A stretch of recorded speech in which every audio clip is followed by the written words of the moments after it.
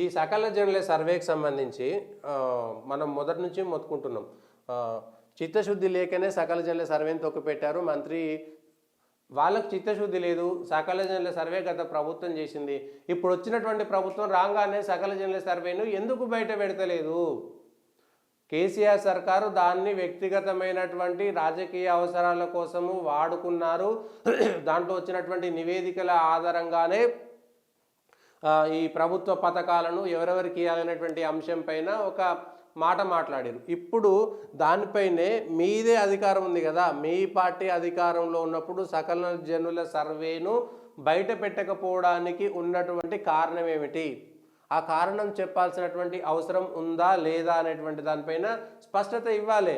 సకల జనుల సర్వేలో జరిగినది ఏంది, దాన్ని ఎందుకు గత ప్రభుత్వం 10 ఏళ్ళు వాడుకున్నది, ఆ వాడుకున్న దాంట్లో గత ప్రభుత్వానికి వచ్చిన లబ్ధి ఏంది, సకల జనుల సర్వే ద్వారా వచ్చినటువంటి రిపోర్టు ద్వారా ప్రజలకు కలిగినటువంటి లబ్ధి ఏమిటి అనేటువంటి అంశం పైన స్పష్టత ఇవ్వలేకపోతున్నది ఇప్పుడున్నటువంటి ప్రభుత్వం అనేది.